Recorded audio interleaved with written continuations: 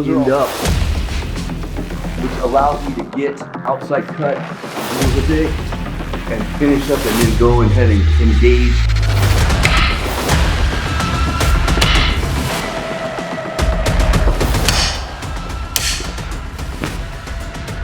Something like that. Get out of dodge.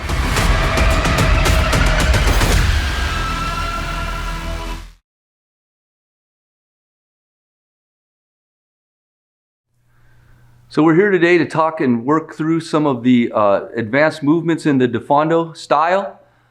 First, we wanted to show you the beginnings, the fundamental principles behind Defondo style. So what is Defondo?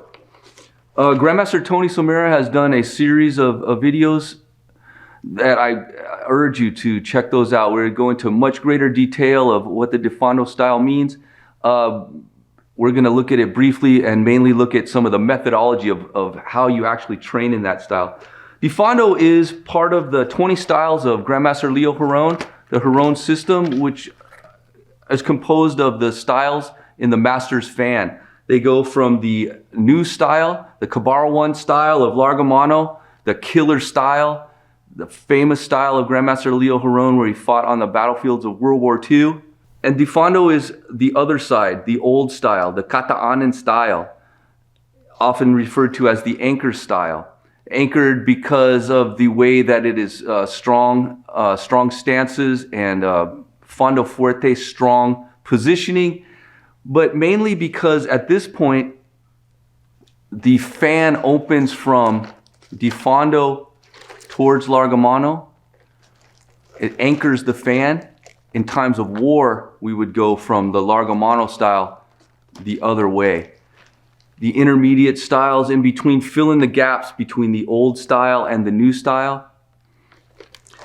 Defondo is a beautiful style that will help you in your combative motions because Defondo is the style that encompasses all of the other parts of the fan. It's a teaching and learning style, but it is also representative of the techniques, the successful techniques that Grandmaster Giron saw on the battlefield. It's a mid-range style, and the precision and the precise nature of the shorter weapon is what is going to give you a great fundamental base for anything that you want to work with your bladed style, your bladed fighting.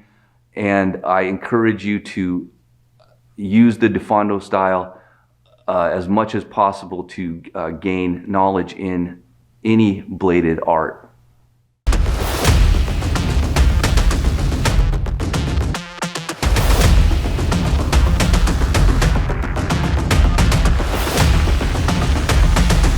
Stretched out, vertical thrust, rising thrust, vertical drop.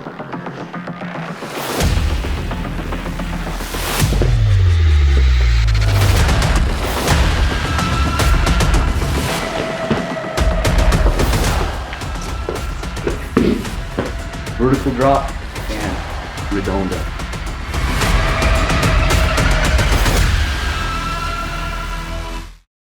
Our purpose today is to talk about the talenos on sword. This was the sword that in legend is given to those who require a path through adversity. This is a sword of Grandmaster Leo Giron that he fought as a United States commando in the 978 Signal Corps, fighting in World War II against the Japanese soldiers in the northern Luzon, Philippines. The talenosan is a sword that was very prevalent in that area of fighting, but you don't see it as much now. And we learned through some contacts and historical context that it was very popular during the war, but not before and not after. Although you can find, you tend to find shorter versions of it available now in Luzon. So let's look a little bit more closely at the sword. It has a 30-inch long blade that's sharpened all the way down to the handle. There's no guard. The handle is around 7 inches, and it allows for different grips, close grip, medium, or even long grips where you're holding at the end. Very classic style of, it's got a tang that goes through, a rat tail tang that's bolted onto the end. This is a replica, a Grandmaster Giron design that he said, this is exactly what I used in the war. It says Grandmaster 82098, World War II talenos. This is number 24. There were 25 made, and the maker took the 25th.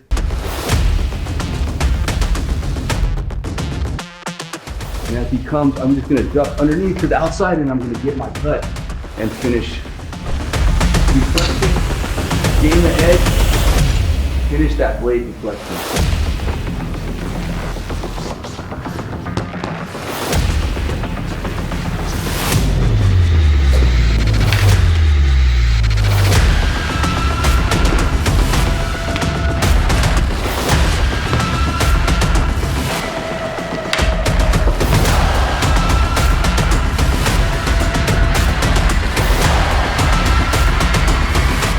I want to make a clear distinction between the idea of sparring, which is excellent work to hone your skills with an opponent in a good learning environment, and what we're talking about in de Salon.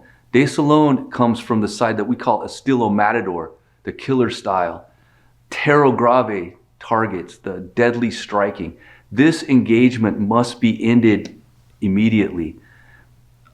So that I can continue on with my fight. It's the difference between that give and take of a sort of a sparring engagement. We want to have our mentality, our mindset, right? Mindset, skill set, applied intent. The implied intent comes from my mindset that I must win now. I must create an opening in my opponent and exploit that opening by cutting them, thrusting them. I must exploit an opening that's already there, and I must minimize the openings that I'm giving up on my own body.